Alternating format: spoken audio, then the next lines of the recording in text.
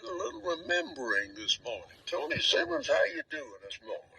Just wonderful. It's 55 degrees here, and we had a pretty good shower. Don't know how much rain we had, but it's not raining right now. Okay. Well, you know what? We could stand a break in this stuff. Well, absolutely. There's a woman down here at Needmore wrote her son off in service the other day, and she said, "Dear son," said, "we've only had 2 rains here this past week. One for 4 days, another for 3 days." Bless your heart. She pretty well summed up the situation, didn't she? Yeah. She told her son, "Son, said you won't know the place when you come home. We moved." Didn't say where. We moved. We moved. The Lord have mercy. Didn't tell where they moved to. Yeah. Oh, you had some good stuff. You had some good stuff on your Facebook this past week about memory making. Oh, yeah. I do. I can't remember what I put in there, but I could go over some more things with you, though. Yeah. Well, share some good old memory makers with us. All right. How many remember the time that families had a dug well to get their water out, to drink or to feed the cattle, or to bring it into the house, to use? Out there in Martin, this kind of amazed me. We lived on top, the old home place still there, on top of Simmons Hill, and we had a dug well, and we had a drill well too.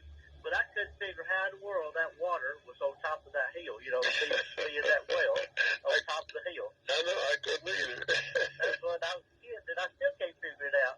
Well, how long was the rope that you had on the bucket?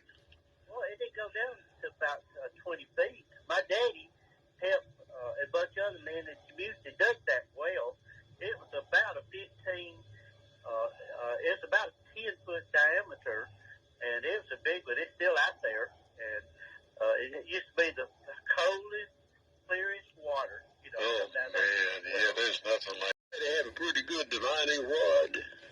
Oh, yeah, absolutely, yeah. And then we had also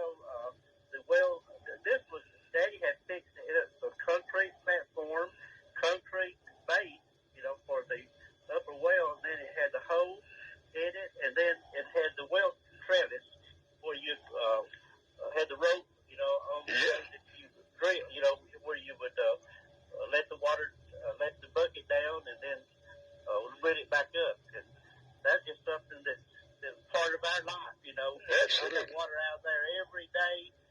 That I live there.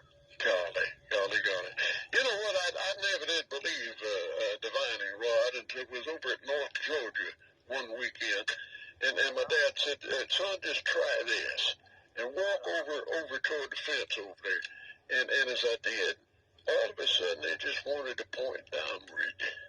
On its own. That's where your daddy found that water so close to the Earth's surface, don't you imagine? Probably so. I've heard that. Lots of the old timers could pretty well know where the water table was out on a farm by using that method. Yeah. Absolutely, and that made the farmland more valuable too. Oh, absolutely. Yeah. Golly. Yeah. I can recall when Sand Mountain land used to sell for about $35 an acre. I know. But that was a long time ago. Yeah. You look in the paper day, realtors have listed farms out here, maybe 35, 40, 50 acres, and it's $400,000 to $500,000 just for the land. Man, I love it. Well, listen, these home places in the city have gone out of sight. Oh, absolutely, yeah. And especially in our area. Excuse me, I probably got ahead of your subject that you had intended to broadcast. Okay. No, I just had other things like, in the wintertime, soup's always real good to eat, when it's on a cold. Gosh. I remember eating your mama. Yeah, we had chili yesterday at the house. Oh, yeah. Golly. How about beans, just a slice of onions, and a big tall glass of sweet milk? mighty good. You beat that. No. And eat it with a spoon. You eat it with a spoon. Right out of the glass, yeah. How about eating your mom's or grandmother's old-fashioned banana pudding with a sweet egg white topping? Golly. Sandra makes good banana pudding. My mama could make the very best. I mean, there's just something about the touch of her banana puddings that was so good. Gosh, absolutely. Well, used to we could get bananas that you could afford, you know? Yeah. Got to the point now they're like everything else. They're sort of like eggs, you know, they're worth a fortune. Yeah. I heard one man say the other day that he couldn't afford eggs for Easter egg hunt this year. He's going to go buy some plastic ones. Yeah, find them at Elmore's 5 and 10 cent store. Yeah. And we used to have one of those there in downtown Albertville. When I worked at Denny's men's store, that's where we went for our breaks. Walk in there and get an icy, and you can smell the popcorn. Just something about a 5 and 10 popcorn that was just different from any other type of popcorn. Oh, goodness, yeah. It even beat the movie theater, you know? Absolutely. Yeah, it would. We had one on the main street down here. As a matter of fact, one of the outstanding Kiwanis members, Harvey Brom, I think, was the manager of that store. Uh-huh. Well, Mr. and Mrs. Henry had the one in Albertville, and they were really good. I mean, friendly people, and I just remember going there as a kid, amazed of the toy section. Just could not believe there's so many toys down aisle after aisle, you know, in a dime store like that. Yeah, I remember that. I sure do. Yeah, it's a big store too. And then later on, it became Wells Department Store. After B.J. Elmore's went out, it became Wells Department Store. Yeah, well, that's exactly true. We could park in the back and go in the back way, you know. Yep, that's right. I was working at Denny's whenever they did with the Walking Mall in downtown Albertville. They did away with the street out front, sidewalks, and they did the covered. They did the covered walkways, and that was a big flop. I mean, it was a big flop. It hurt business in downtown Albertville, but now things are going real good down there right now. You go by there, just about every parking spot is filled. Absolutely. God. You know, Bruce, talk about parking. We used to have parking meters. Remember feeding the parking meter? Oh, do I? Joe B. Cheshire was a man of the hour. You know? Yeah. He was the officer that always emptied the parking meters. Yes. And Mr. Dingy, my boss man, said that a study had been done that each parking space out in front of business was worth about $2,500.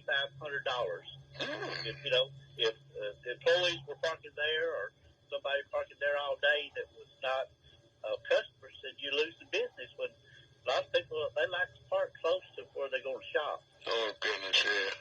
I can recall James Swords down here just really complaining, especially on court days. Yeah. Hey, Lord. Well, I miss our Gary Swords. I guess you do. I miss Gary. Oh, my goodness. He's a good friend. Yeah, me too. Absolutely. Well, don't you know he's up there with Brother James now? Oh, absolutely. Yeah, I saw him at Cole Barnes' barbershop last time I saw him. Gosh. He's always civic-minded. He had something in mind. He's fixing to go out and participate in a civic organization there right before Christmas. So, boy, he's going to be missed by people down in your town. Well, yeah, that's for sure. Yeah. Hey, Bruce, how about this memory? I remember have a car up on a hill, and you're pushing it down the hill while you're running outside the door, and jumping in it, popping the clutch, and stopping it, getting it started. You know, that was the battery were down. Ever did that? I bet you did. I reckon. Listen, I had a 36 Chevrolet, but then my favorite was a 41 Plymouth. That's nearly every time you'd started that way, going down the driveway, you know. Yeah. That was my next thing. I may remember a brand of a car that's no longer around. That Plymouth, this one is no longer around, is it? No, that's fact. And what about a Studebaker or a Hudson? Yeah, that's right. Or Nash. Yeah, another one, a Nash. That's right. But I think Jeff McLaughlin down here's got one of the little bitty Nashes. You remember the little bitty midget one?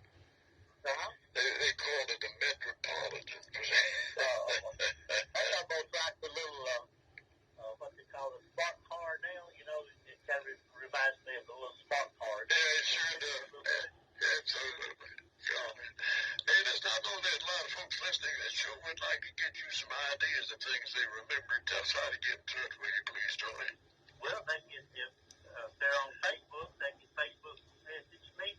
Or if they're on the internet, Tony R. Simmons, 44 at yahoo.com. Gotcha. Tony R. Simmons, 44, yahoo.com. Gotcha. Doggone it. Listen, thank you, Tony. It's 16 after 8 o'clock. You got anything else you need to share? No, and just say goodbye again. It's hard to believe it. The time's up, but here we go. Well, listen, you have Back next week, same time, same place. Okay? Hey, yes, sir. You have a great Tuesday. Thank you. See you. Bye-bye. Always enjoy, don't you? Recollections on Tuesday with Tony on 95.9. Latest weather. Good morning. It's going to turn into a decent day today. Clouds and sprinkles this morning, but we'll see skies become partly sunny in the afternoon, and it'll be a mild day, a high of 67, a south wind at 6 to 12. Tonight, partly cloudy, low 54, and then mostly cloudy on Wednesday, but again, a mild day up to 68 degrees in the afternoon. We are going to cloud up Wednesday night with rain, low 55, and then a windy day, clearing on Thursday, high 64. I'm meteorologist Dan Satterfield on 95.9 FM, WTWX.